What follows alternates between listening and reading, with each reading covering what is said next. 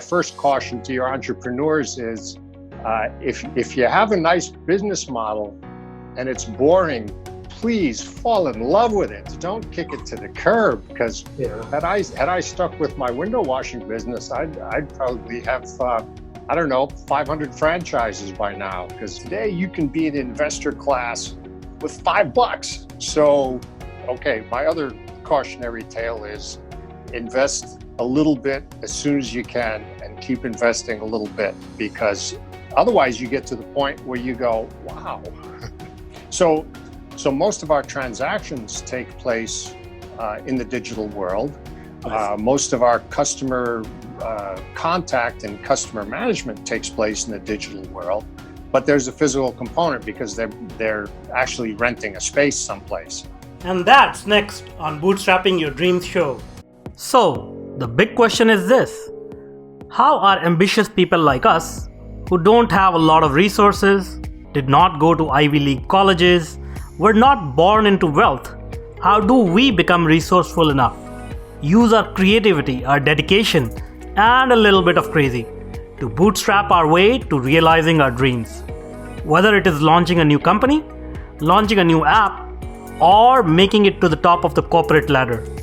That is the question, and this podcast will give you the answers. Hey listeners and viewers, we have created a tremendous community of bootstrappers, entrepreneurs, and professionals who are ambitious, resourceful, and want to get things done. We brainstorm, support, and help each other out. Come join us. Navigate to bootstrapping.group. That is bootstrapping.group. If you like this video, do not forget to hit that like button now. Or if you want us to improve our content, go ahead and hit the thumbs down button and give us your feedback in the comment section below. Here at Tetranoodle, we are passionate about entrepreneurship, technology, and innovation. Every week, we bring you insightful and engaging interviews, tips, tricks, and strategies to help you grow your business or rise in your corporate profession. So if you're new here, please consider subscribing. And do not forget to hit that bell icon so that you are notified when we publish new content. Hello and welcome to this new episode of Bootstrapping Your Dreams show. I'm your host Manuj Aggarwal, and today we'll be talking with Tron Jordheim. Tron has a long track record of sales, marketing, management, and contact center innovations. He's in the business development field. He's a manager for Store Here, an innovative self-storage company with its own call center, which owns and operates sites and manages storage for others.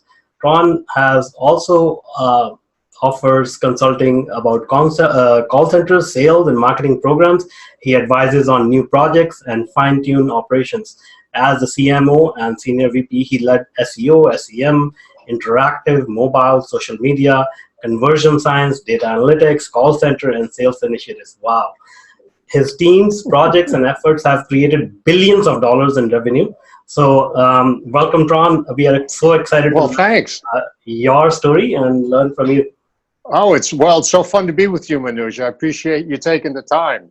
So I've created billions of dollars for other people. I haven't quite gotten to the $1 billion for myself yet. Yeah. I'm a few zeros short, so I'm working on it. So I know the feeling. Right. So that's one of the honors of being a middle and upper management and an entrepreneur kind of person, is that you have the pleasure of creating wealth for other people, and when the projects work out well, you create a little bit for yourself. You'd like them to work out to where you create a lot for yourself. So we keep plowing forward, right? That's what we do. We keep plowing forward. Mm-hmm. I'm right there with you, and a lot of people in our audience are right there with you as well. Right. And so you can tell I get bored easily because I've been involved in all kinds of things. And I love to learn. So anytime there's something new, I've got to poke it, I've got to play with it, I've got to see what I can do with it. And I'm not as smart as a lot of people out there, but I sure do like to play with things. And And, a lot of times you figure out some really cool stuff, but it has no application to the current project. So you just kind of forget it and keep moving and then find the next interesting thing. So Exactly. yeah, it's been a lot of fun. Great. And I'm very amazed that you started your entrepreneurial journey very early. Like the first business that you started was in sixth grade. Is that right? Yeah. So a lot of my friends worked at grocery stores, sacking groceries or riding the delivery bikes, and everybody needs money, right? So I thought they worked awful hard for very little money. I thought that doesn't make any sense at all. And I lived in Brooklyn, New York at the time, and in those days there was so much business done locally. The local business street was just full of small offices, small retail shops, small grocery stores, and they all employed window cleaners. And I looked at all the windows. I thought, well, I can reach all of that with a stepladder. Why don't I go see what I can do? So I went and stopped in a bunch of businesses and just said, hey, I'll clean your windows for you for less than you're paying now. And, everybody thought it was so cute that a kid was trying to hustle a little bit of a living. So I ended up with the nice window washing route and did that for a while till I got bored of it, which, so my first caution to your entrepreneurs is if you have a nice business model and it's boring, please fall in love with it. Don't kick it to the curb, because had I stuck with my window washing business, I'd probably have 500 franchises by now, because it was an easy business. All you had to do was work on the windows long enough to make sure they were clean and say thank you with a smile. So it was an easy business, but I got bored and moved on to other things, right? So that's also the entrepreneur's dilemma, right? Yeah, for sure. But that was a lot of fun. That happens to a lot of us, yeah, for sure. Sorry, go ahead. And that taught me a lot about selling, right? All I had to do was come in and be nice and ask, and enough people would say yes, the project worked. So that was really fun. And so that was kind of my first real experience. And ever since then, I've been doing all kinds of things, depending on what I was interested in at the time, or here lately, since becoming an adult, I realized that there's also, you should stay on a good path and you should develop your connections and not just kind of bounce from whatever looks like fun to the next thing. That's fine to do when you're 16, 20, whatever, but so. Yeah.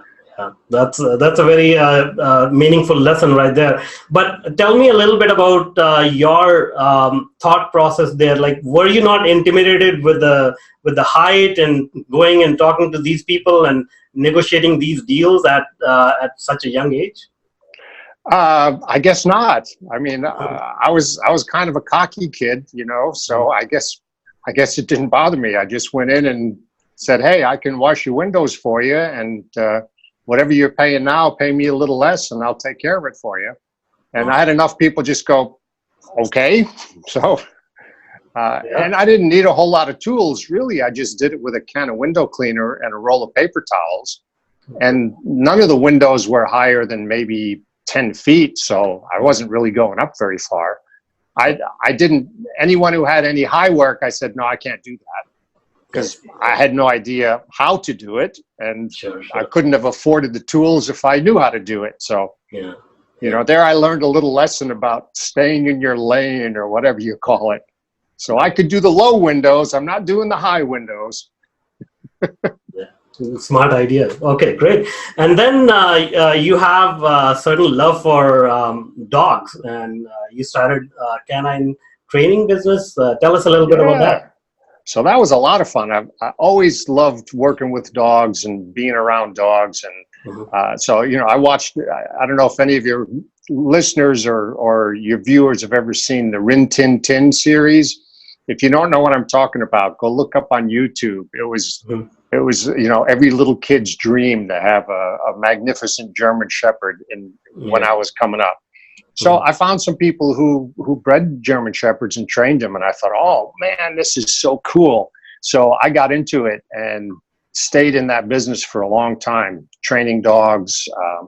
buying and selling dogs, breeding dogs. I was one of the people who early on in this sort of development of dog business imported dogs from Germany and Austria and Hungary, brought them into the U.S., finished some training with them, and then they went on to either police departments or private people who wanted really nice protection dog pets and things like that. That was a lot of fun. Did that for a long time. But, then it was time to move on. And sort of two lessons I learned there. One is that you can grow yourself broke. I was doing enough business that I expanded my business somewhat and really got to the point where I couldn't support the expansion anymore with how I was doing it. And, you can't do that. People grow themselves broke, so you got to be careful not to do that. And the other thing that happened was I had no backup plan in case the economy turned against me. And what happened was I was doing a pretty nice business around the time when the exchange rate between the German mark and the US dollar changed dramatically. And it almost doubled the cost of the dogs I was buying. And my biggest profit margin was coming from fairly inexpensive dogs compared to the rest. So I couldn't make a profit on those anymore. So, the economy turned against me. That can happen. So you should always have a backup plan for what if the economy turns against you. I had no control over the exchange rate. That was between Reagan and Willy Brandt or whoever was running Germany at the time, right? So those kinds of things happen to people a lot. Yeah. Things are going pretty well, and then the conditions change, and you go, "Oh, I don't have a way to fix that." Yeah. So, do you now looking back, do you think there was something that you could have done to protect yourself, or the first point that you raised, you grew so much rapidly, but you could not sustain the growth. So, are there any lessons now, looking back, that you could have sort of implemented to protect yourself against those issues? Oh, definitely. I could have done a different model in how I was doing things. I could have added a second phase to my business that was not reliant on the exchange between European dogs and the U.S. There were things available to me, but I didn't find them interesting, so I didn't pursue them. And I should have had a mentor who knew something about business. I could guess what a cash flow analysis was. For me at the time, my cash flow analysis was, did the wad of cash in my pocket give me the ability to buy a nice dog if I found one and the owner wanted to sell it right then and there, right? Because that's how I found a lot of nice dogs. I just meet someone and they had a nice dog and they couldn't keep it, and we'd quickly come to an agreement and I'd buy it right then. So that was my concept of cash flow analysis. I discovered some years later, it's a little more involved than that. So had I had a mentor who actually knew about business, they could have looked at the growth I was having and the income I was generating, and they would have said, this is a nice little business. We have some ways to, first of all, make this sustainable, make this last in the long term, build in some backup, maybe, find some ways to build up reserves quickly. So someone who knew something about business management would have had a lot of fun because it was a nice little business. But I didn't have that at the time. Didn't really know I needed to do that at the time. And, I was a stubborn, cocky kid, and maybe someone tried to give me the advice. I don't remember. I might have just blown them off. So Well, that happens as well. Exactly. Yeah. And then in this phase, you also helped the NYC to build up their canine unit. Is that right? Yeah. So there was a lot of things happening in the dog world at the time, and New York City decided it was going to reestablish a canine program. And so I was one of the guys who helped get that going by donating a bunch of dogs to them and offering some training support on the side and things like that. And, sometimes I've been ahead of my time. At the time that was just kind of getting started. But there's not a small town in the U.S. today that doesn't have 2 or 3 canines on the police force. Yeah. So, I was a little ahead of myself maybe, but that was a lot of fun to see that develop.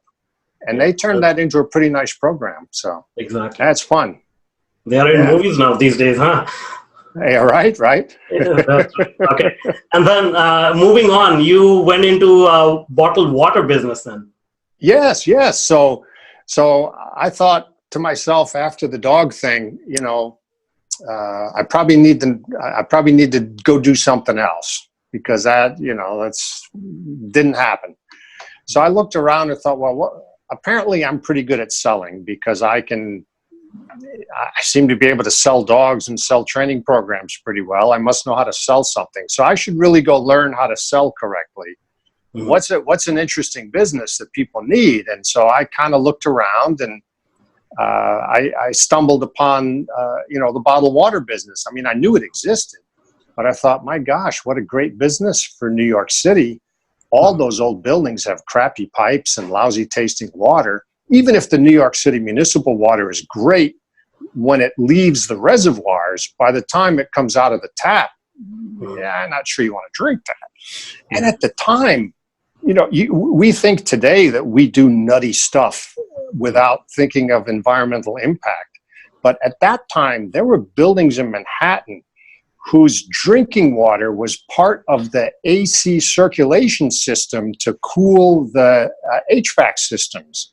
Wow. So they ran the drinking water through the HVAC systems to cool the HVAC systems before it came out at the tap. So I'm not even sure what you were drinking there.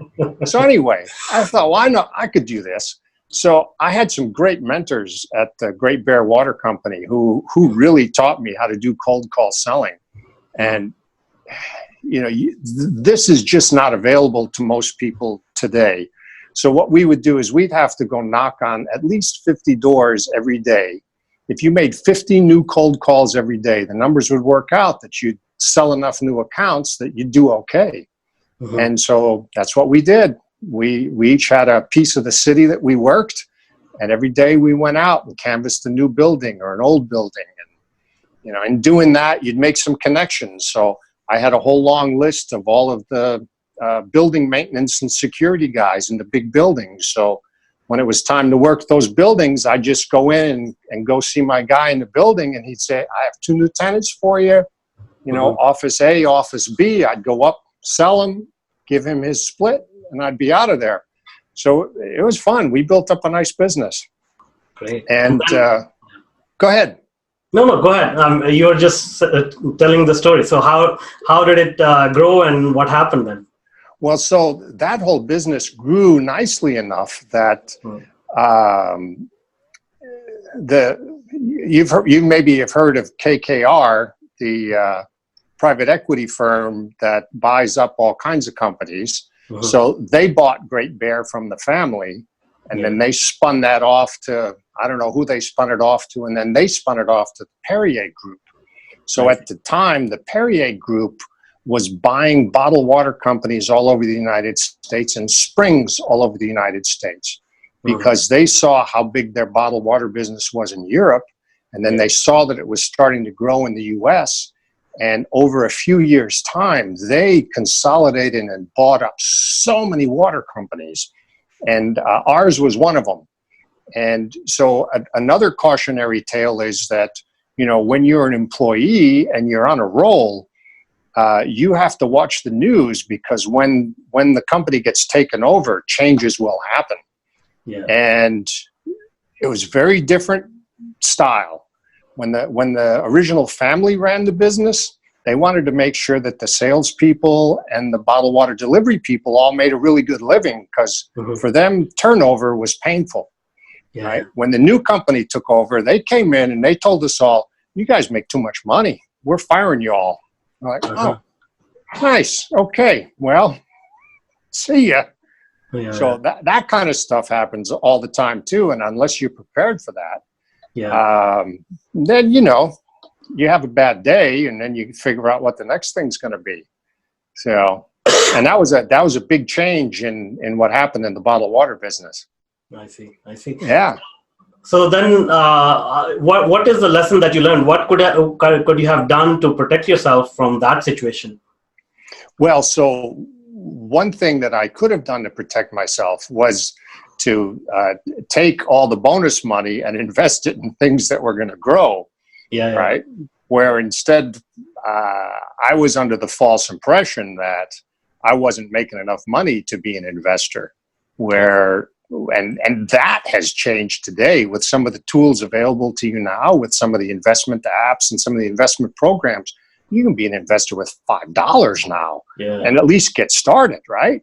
So those kinds of things weren't really available. And for folks like us who were, the sales guys, nobody had any kind of programs available that weren't sounding like scams, right? People had ways and they were working on things, but when you went to visit them, you thought, this doesn't sound good. And you couldn't find the people who were in the programs who had any long-term success. So you'd have to walk away because they couldn't prove that it worked, right? Yeah. Anyway, that is different today.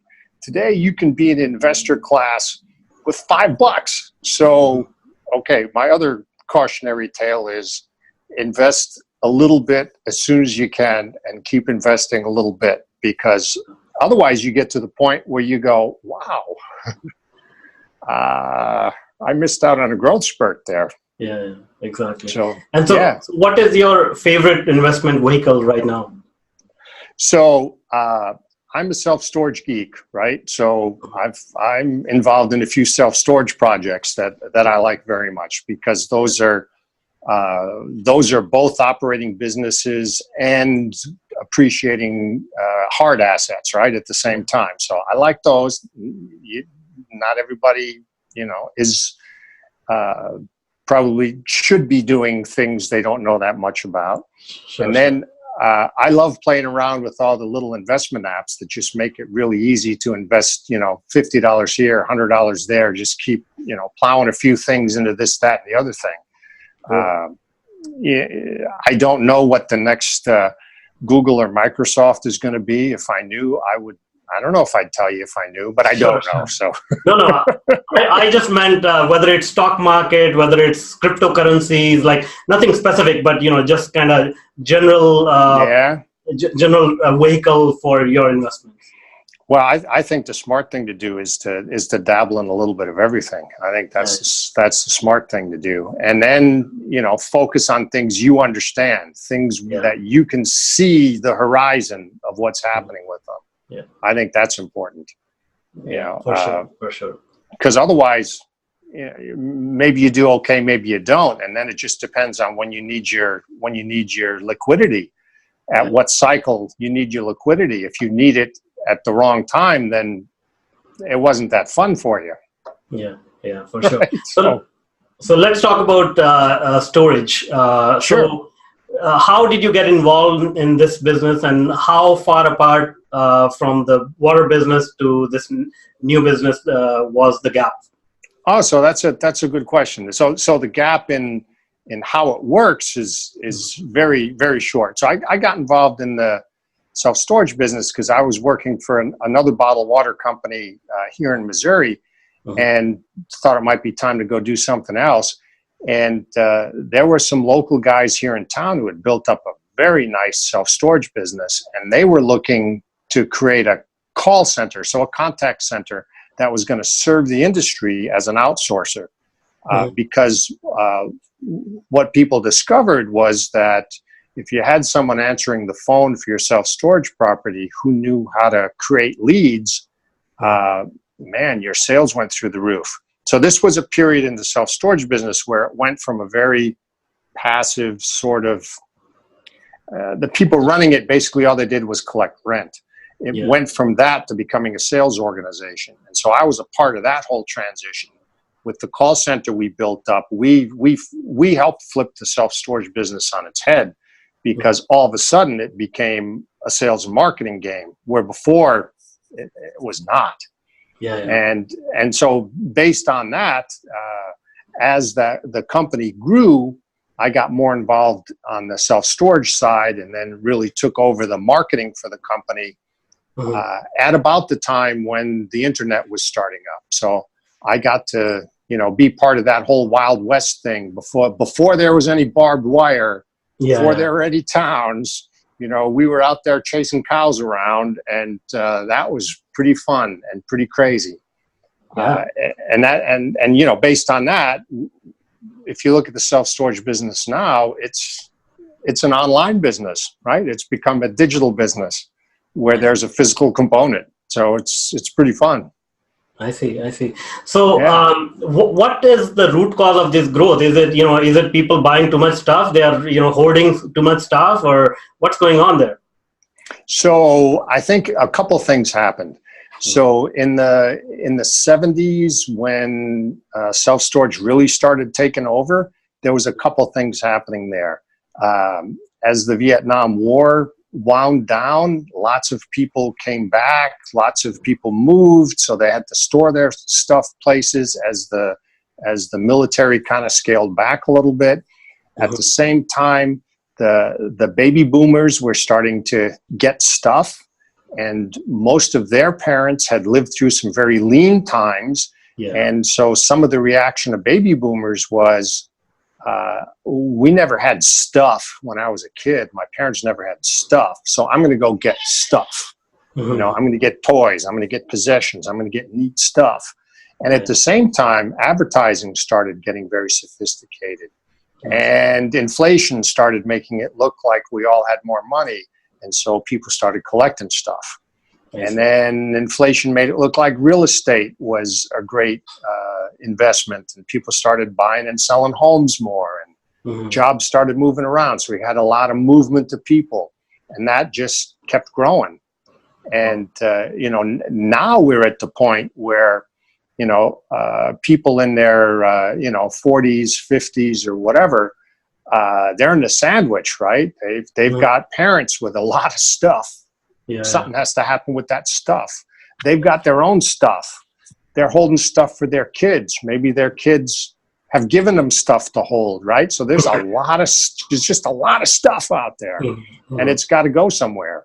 Plus, most people are living in smaller homes or apartments than they did 10 or 20 years ago. So they need an extra storage closet, an extra storage room somewhere for their seasonal stuff, for just whatever they're holding for later.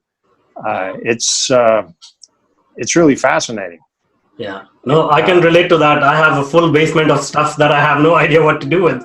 Right. But you don't want to get rid of it, because as soon as you get rid of it, you'll need it, right? Yeah, exactly.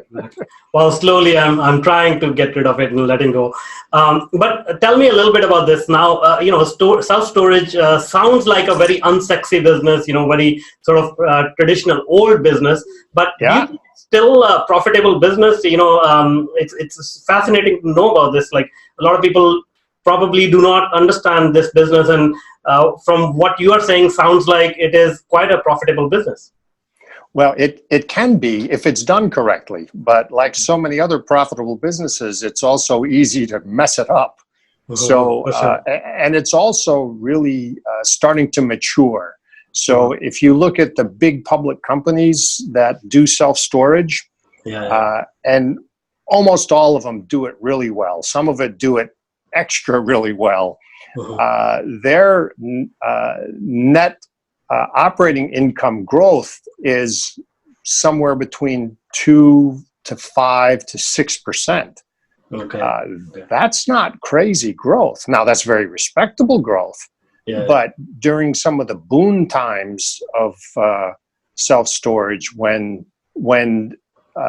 supply could not nearly satisfy the demand in markets, and where real estate prices allowed us to go in and build some really nice properties in some fantastic locations in busy metro areas. In those times, there were people getting double-digit net operating income growth year over year. That's impressive. So now it's ratcheted down to where it's just a normal profitable business. Okay. Sure. Yeah. Now there's still people who are finding value add properties or finding properties they can, figure out how to tweak, and they're still doing very well with them. But those are fewer and harder to find. And it takes a lot of skill and knowledge to do that. We're kind of at the phase in self-storage now where there's new people coming in, people who are maybe flipping houses or had some apartments or things like that. And they're coming into self-storage thinking it's going to be, the next big kaboom.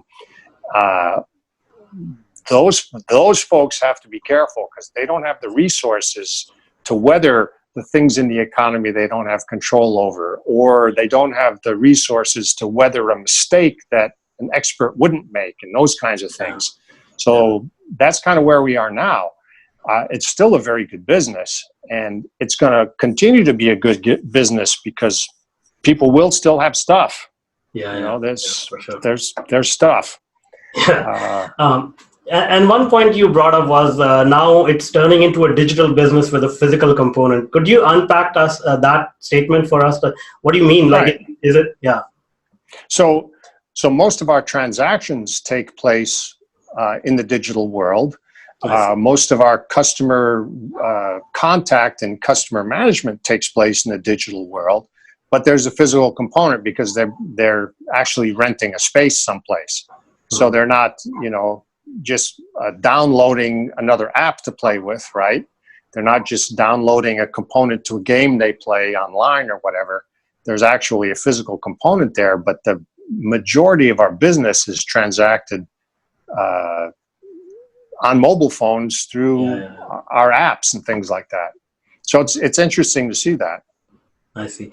So let's say if somebody wanted to start a business in this field, how will they go about doing that? Like, are you at the liberty to share some ideas? Let's say somebody wants to start a self-storage company. How can they get their first customer? Yeah. All that? Well, so the thing to do really is to find somebody who's a self-storage consultant, whether it's me or somebody else. Go find somebody who knows what they're doing and make sure that this project is going to work. So you've only got a couple of ways to do it. You either have to buy an existing property, you have to find a building that's suitable to be converted into self-storage, or you have to start from the ground up and build a new one.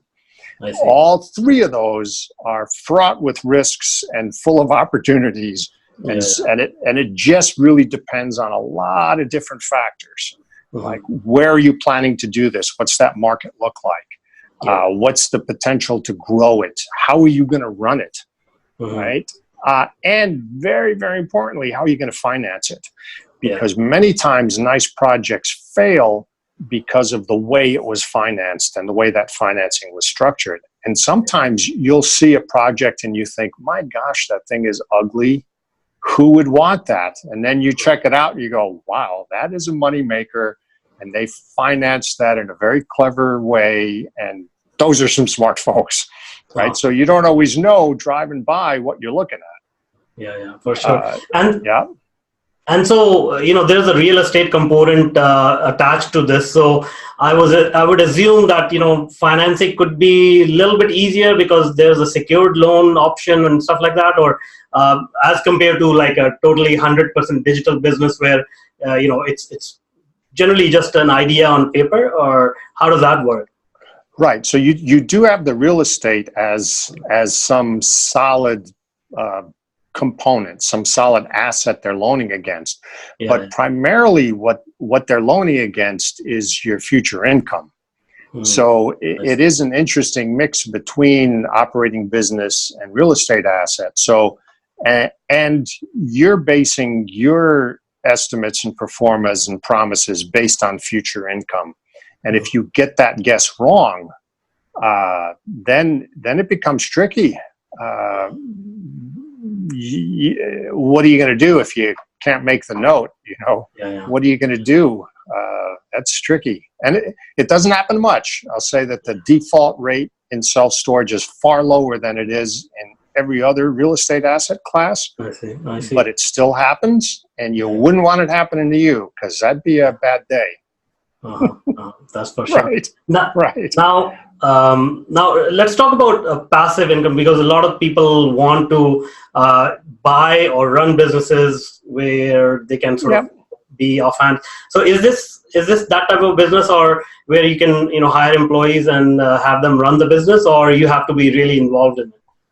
So it depends on how you run it. So if you buy a project that's big enough, you can hire a third-party management company like our guys, and we'll just run it for you. All you have to do is kind of look at the reports every month and ask a few questions. If you buy a smaller property, it won't support that. Now you've got to figure out how to run it yourself. Do you have an employee or a partner helping you with that? Do you do it all yourself? There's a lot of really good technology tools to help reduce the headache of doing it yourself. But if you're going to do it yourself, you got to have some guidance, or you'll make a lot of mistakes and you will not enjoy it. So there's different ways to do it depending on the size of the project and where that project is, and really what your goals are for it. I see. So it's still the kind of thing that some people will buy as their as their retirement thing.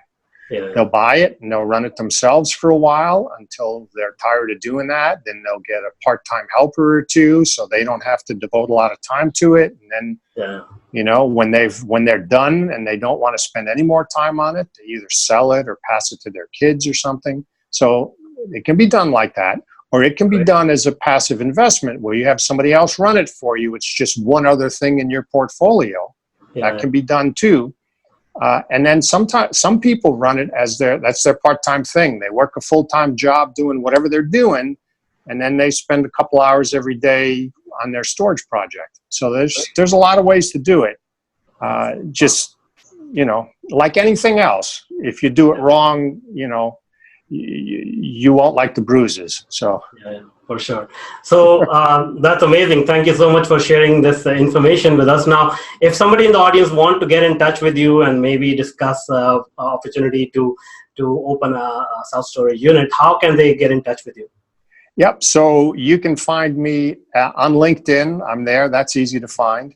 You can find me at jordheimconsulting.com or go to Store Here, StoreHere, just like it sounds, storehere.com. So there's a couple ways. Find me on LinkedIn, go to Jordheim Consulting, or find me at Store Here, and be glad to help you with any of that. Great. Well, thank you so much for being with us today and sharing this knowledge about self-storage unit, which has been very fascinating. Well, thanks, Manuj. And that's all for now. Until next time. And if you are an existing or an aspiring tech entrepreneur, then I invite you to check out my new online workshop, Bootstrapping Your Tech Startup Dreams. Go to bootstraptechstartup.com and sign up for free. I want to make sure that more successful and sound decisions are made every day in your tech projects. Let's start finding solutions to your problems. So go to bootstraptechstartup.com, and I look forward to helping you with your tech projects. If you want more engaging videos and insightful interviews with industry's thought leaders, then check out other videos we have picked for you. The link is right there. And if you want to be notified about our new content, please do consider subscribing to our channel.